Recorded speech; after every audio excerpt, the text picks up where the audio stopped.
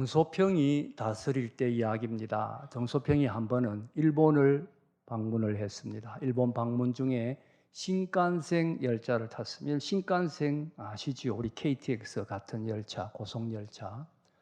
그때만 해도 중국은 열차가 한없이 만만디로 천천히 다닐 때인데 신칸센은 시속 300km로 가잖아요. 비교가 되지 않지요. 그러니까 일본 기자들이 정소평에게 자랑을 하고 싶었던 거예요. 물어봤습니다. 어떻습니까? 빠르지요? 빠르지요? 정소평이 이렇게 대답했답니다. 손바닥만한 나라에서 뭐가 그리 급하누? 맞는 말 아닙니까? 중국에 비하면 일본 손바닥만합니다. 손바닥만한 나라에서 뭐가 그리 급하누? 뭐가 그리 급하누? 그럴 때 현대인들이 급합니다. 현대인의 특징이 조급함이라고 해도 과언이 아닐 정도로 현대인들은 다 마음이 급합니다. 디모데후서 3장을 보면 말세에 고통하는 때가 이르리니 사람들이 자기를 사랑하며 돈을 사랑하며 이렇게 해서 말세의 사람들의 모습을 쭉 열거해 놓은 말씀이 있습니다. 근데 거기 내용 보면 조급하며 이런 말이 있어요. 말세에는 조급하며.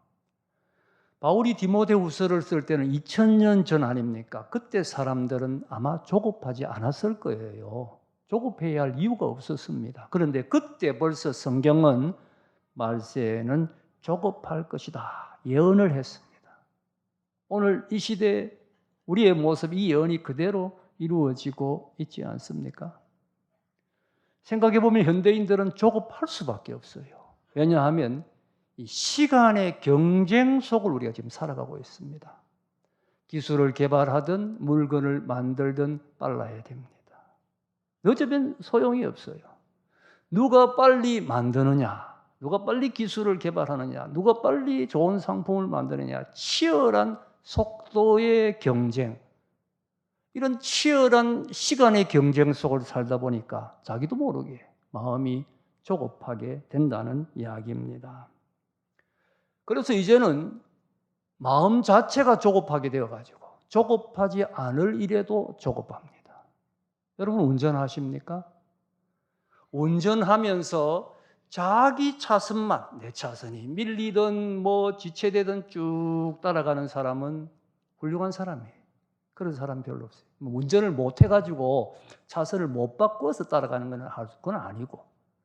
근데 대부분 가다 보면 내 차선이 밀린단 말이에요. 옆에 차선은 계속 가는 거예요. 그럼 어쩝니까? 싹 옆으로 차선을 바꿉니다. 바꾸고 나면 그때부터는 이쪽 차선이 밀리는 거예요. 저쪽 차선이 잘 나갑니다. 또 이쪽으로 옵니다.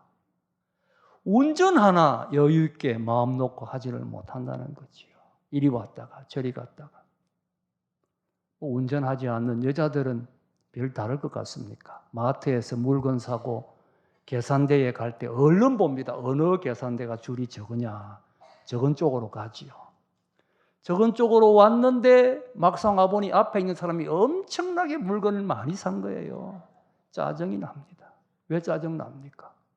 그거 길어도 1분 안 걸립니다. 1분을 기다릴 마음의 여유가 없다는 거예요.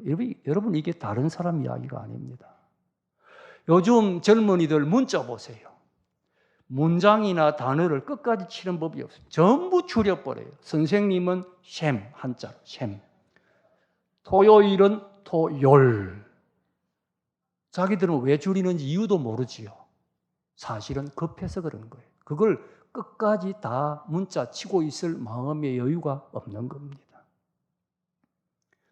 사택에서 제가 교회 오는데 3분 정도밖에 안 걸립니다. 3분이면 올 수 있습니다. 그런데 그 오는 시간에 제 발걸음이 얼마나 급한지 모릅니다. 허둥지둥 거의 막 뛰듯이 정신없이 막 그냥 교회로 옵니다. 막상 교회 왔지요. 급하게 해야 할 일 아무것도 없습니다. 그냥 마음만 급한 거예요. 마음만 급한 겁니다. 생각해 보면 우리 사회가 시끄러운 이유 중에 하나도 마음이 다들 조급하기 때문입니다. 한번 생각해 보세요. 왜 우리 사회가 이렇게 부딪히고 깨어지고 무너지고 부서지는 소리로 가득합니까? 무슨 일이든지 한다름에 한꺼번에 후딱 빨리 해치우려고 하니까 이게 부서지고 깨어지고 부딪히는 겁니다. 좀 천천히 여유를 가지고 느긋하게 그렇게 문제를 해결하지를 못한다는 이야기지요. 조급함이 문제입니다. 더 중요한 것은 조급한 마음, 인내할 줄 모르는 마음, 기다릴 줄 모르는 마음에는 신앙이 자리할 수 없다는 사실입니다. 신앙이 자리할 수가 없습니다. 가장 중요하고 심각한 문제가 여기에 있습니다. 본문으로 돌아가 보십시다. 7절, 8절을 함께 읽겠습니다. 7절, 8절 시작. 그러므로 형제들아 길이 참으라. 보라, 농부가 땅에서 나는 귀한 열매를 바라고 늦은 비와 이른 비를 기다리나니 너희도 길이 참고 마음을 굳게 하라. 주의 강림이 가까우니라. 무슨 말입니까? 한마디로 주님 강림하실 때까지 참고 기다리라. 그런 말씀이에요. 어쩌다 한 번, 두 번 참고 마는 것이 아니고 주님 강림하실 때까지, 다른 말로 하면 주님 재림하실 때까지 참고 기다리라. 주님 재림하실 때까지 참고 기다리라는 말은 끝까지 참고 기다리라는 말씀입니다. 어떤 자세로, 어떤 태도로 기다려야 하느냐? 농부의 태도로. 농부가 추수를 바라보며 참고 기다리듯이 농부의 인내를 배워서 농부의 인내로 참고 기다리라 말씀합니다. 지금도 농부는 인내해야 합니다만 2000년 전의 농부는 더 인내해야 했습니다. 여러분, 그때 우리가 농사 짓는 것을 한번 상상해 보십시다. 씨를 뿌리지요. 그럼 싹이 날 때까지 우선 기다려야 됩니다. 싹이 나면 김을 맵니다. 김 맨다는 말이 무슨 말인지 모르시는 분도 있을 거예요. 풀 뽑아준다는 이야기입니다. 거름을 줍니다. 많은 수고를 하면서 이스라엘 땅에는 이른 비를 기다리고 늦은 비를 기다립니다. 그리고는 추수할 때까지 기다립니다. 현대 젊은이들은 옛날 농부들이 농사 지었을 때 얼마나 수고했는지 아마 잘 상상을 못할 겁니다. 저는 어릴 때 시골에서 자라났는데 제가 다니던 교회에 장로님이 농사 짓는 장로님이 계셨어요. 제가 어릴 때 우리나라의 주민등록증을 다 일괄적으로 처음 만들게 되었습니다. 주민등록증 만들면 지문을 찍어야 되지 않습니까? 이 장로님은 지문을 찍으러 갔는데 지문이 안 나오는 거예요. 왜 그렇습니까? 평생을 이 손으로 논밭을 매다 보니까 지문이 다 닳아서 없어졌다는 겁니다. 그런 수고를 하면서 농부는 기다립니다. 아무리 급해도 안 익었는데 추수할 수는 없습니다. 추수할 때까지 기다리는 겁니다. 이 추수할 때까지 기다리는 이 마음, 이 자세가 바로 신앙이고 여기에 믿음의 본질이 있다. 그러니 농부의 인내로 기다리라 말씀합니다. 그렇다면 생각해 보십시다. 왜 신앙은 기다림입니까? 왜 믿음은 기다려야 하는 것입니까? 왜 믿음은 기다려야 합니까? 자, 보세요. 신앙은 하나님을 믿고 따라가는 겁니다.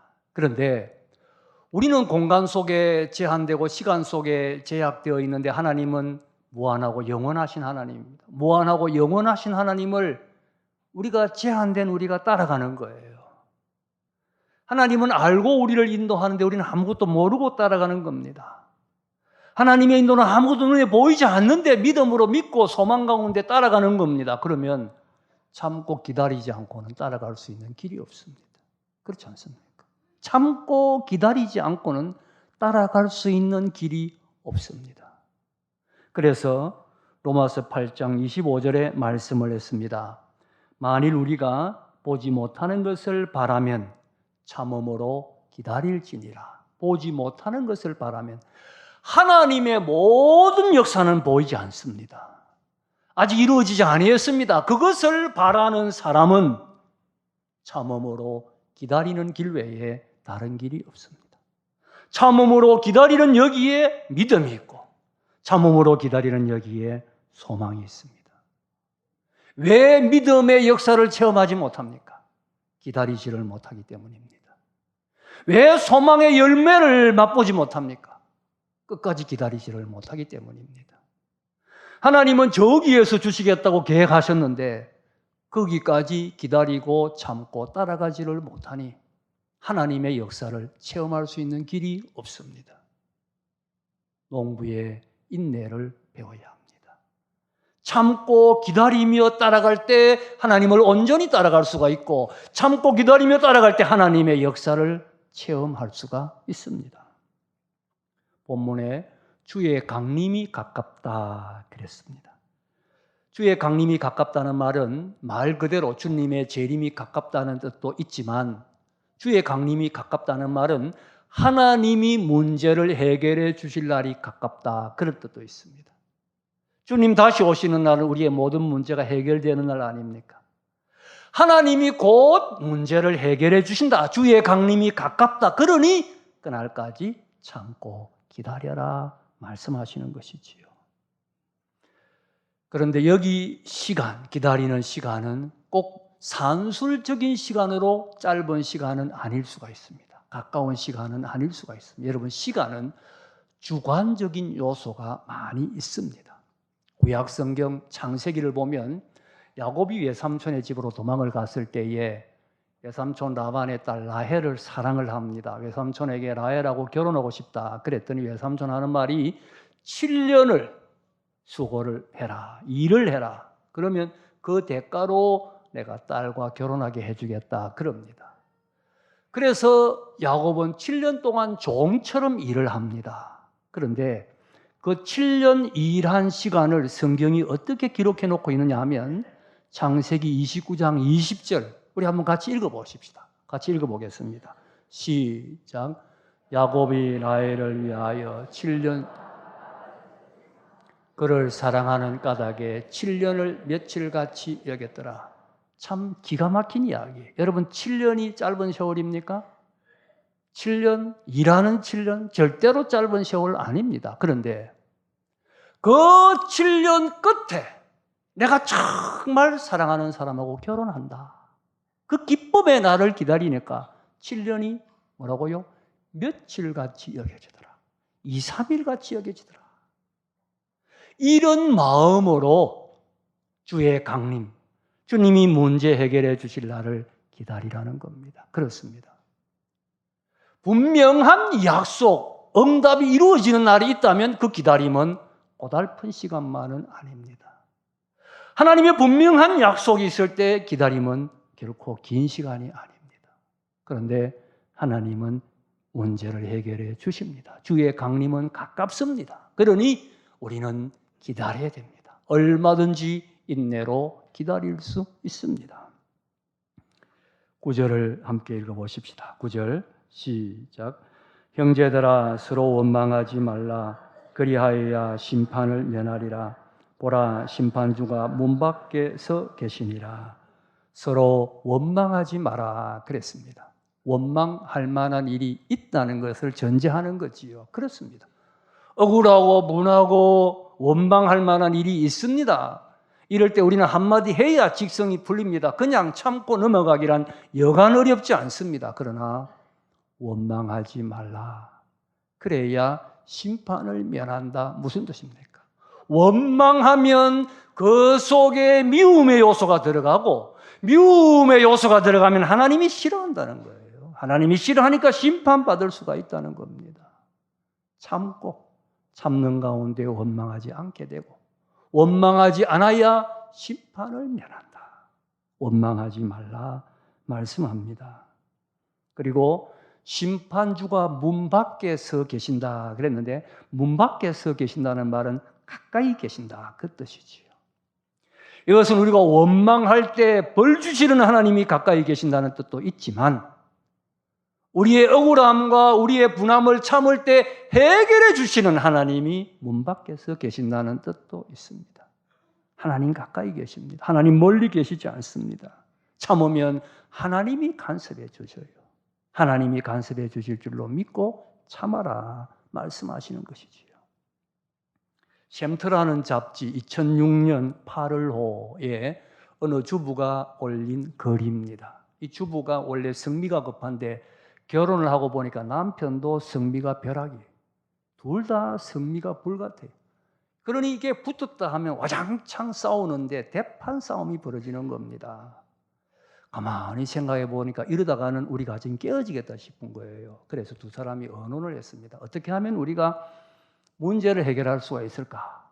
그래서 생각해낸 답이 앞으로 부부싸움을 할 때 누구든지 타임을 부르자. 여러분 타임이란 거 아세요? 이게 T자 타임인데 농구나 배구할 때 감독이 심판을 향하여 이렇게 타임을 부르면 심판이 시합을 중단합니다. 중단하고 각 팀의 감독들의 지시를 듣도록 시간을 주는 게 타임이지요. 부부싸움을 하다가 한쪽에서 누구든지 타임을 부를 수 있는 거예요. 타임만 딱 부르면 10분간 침묵하기로 약속을 했습니다. 그리고는 만약에 이 약속을 어기는 사람은 상대방의 무슨 요구도 다 들어준다. 각서를 썼습니다. 도장을 딱 찍었습니다. 각서 두 장씩 서로 한 장씩 보관을 한 거예요. 그리고는 이제는 그 이후로는 부부싸움을 하다가 사람이 타임 이러면 딱 중단하고 시계 보는 거예요. 여러분 싸움하다가 10분 긴 시간입니다. 짧은 시간 아니에요. 10분을 시계 보고 가만히 있으면 나중에는 웃음이 나오는 거예요. 화가 다 식어버리는 거죠. 그래서 그 글의 끝에 이렇게 끝을 맺었습니다. 이 타임 덕분에 지금 우리가 26년 차 부부인데 콩깍지 부부로 행복하게 잘 살고 있습니다.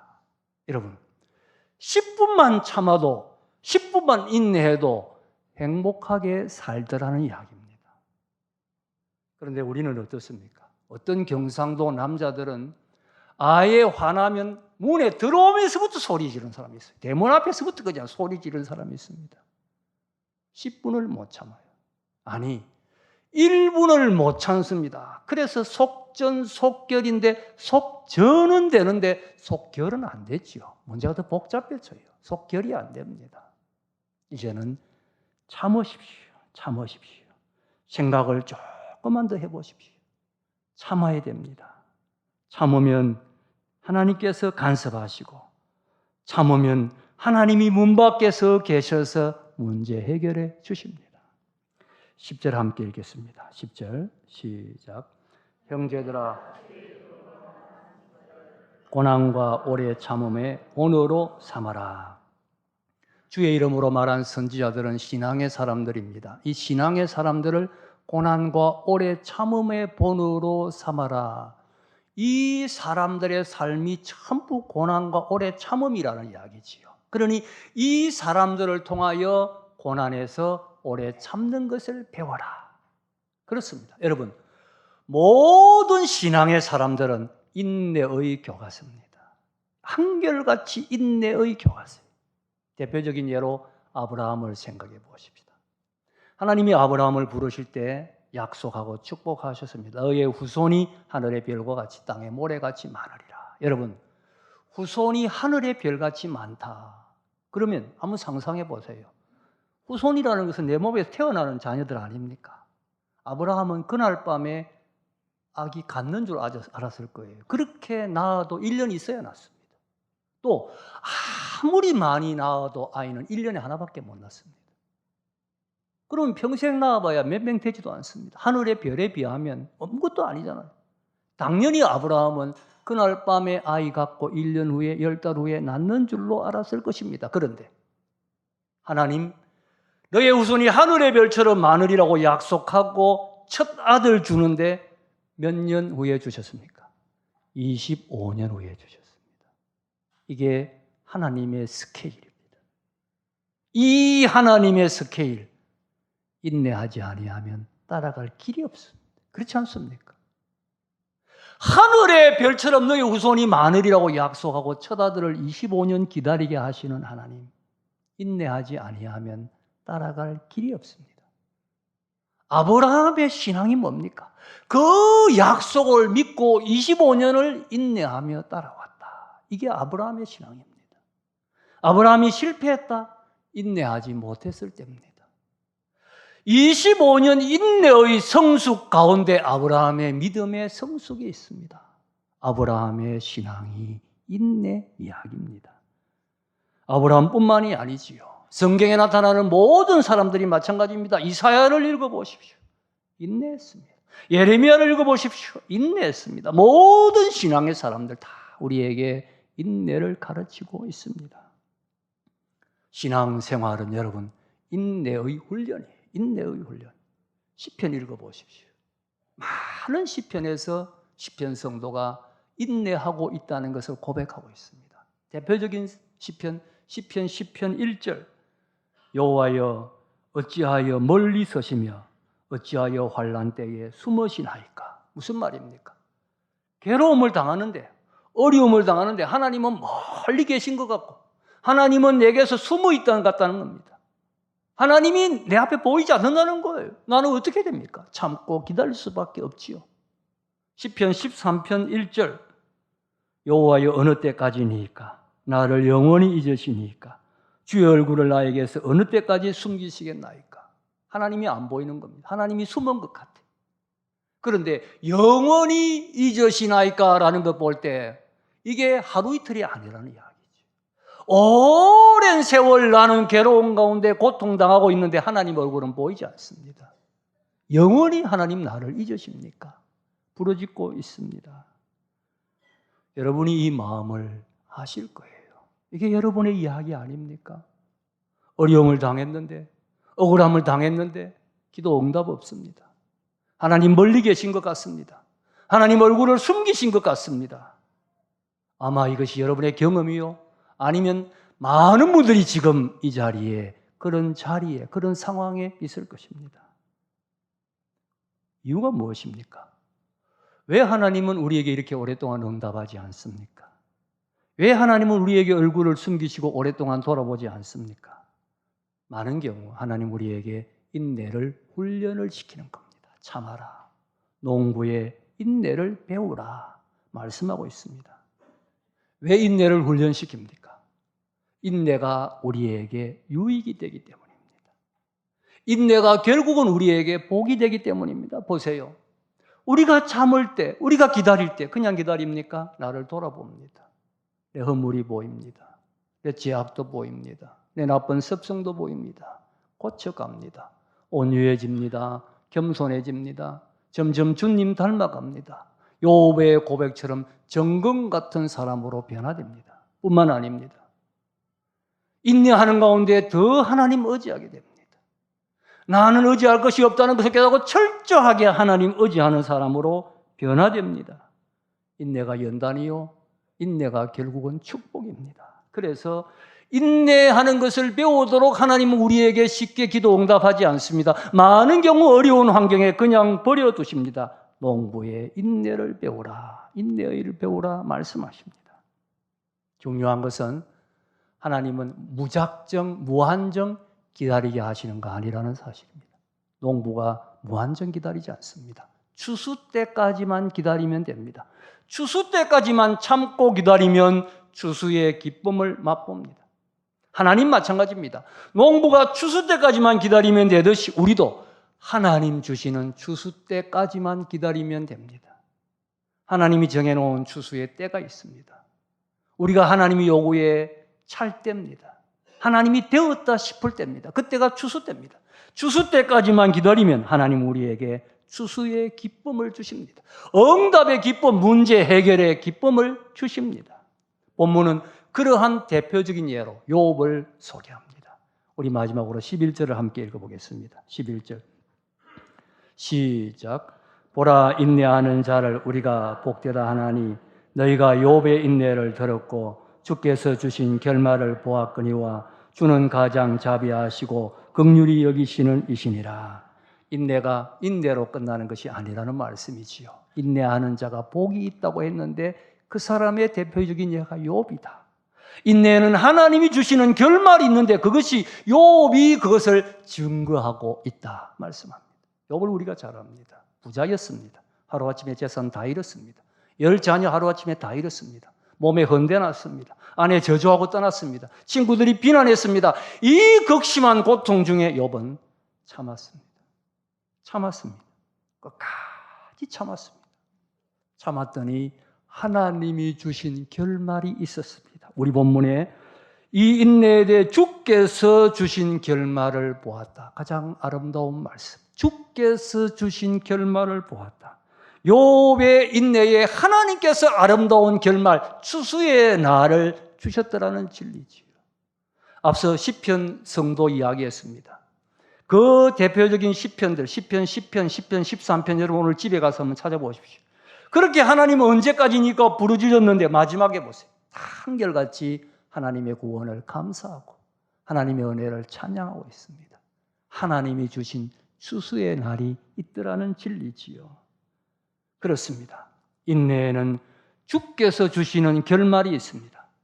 농부의 인내에 추수의 날이 있듯이 그리스도 안에서의 인내에 분명 주님 주시는 추수의 날이 있습니다. 그러므로 주님 주시는 추수의 날을 바라보고 믿고 그날까지 인내하는 것입니다. 여러분, 괴로운 가운데 있습니까? 억울한 가운데 있습니까? 기도하는데 응답이 없습니까? 참고 기다리세요. 하나님께서 도와주실 날이 있음을 믿고 기다리세요. 추수의 날을 믿고 주님이 참으신 것처럼 참고 인내하십시오. 때가 되면 하나님 분명히 간섭하실 것입니다. 기쁨의 날, 추수의 날을 주실 것입니다. 그 날을 바라보고 어떤 어려움과 어떤 역경 속에서도 농부의 인내로 승리하는 여러분 다 되시기를 주님의 이름으로 축복합니다.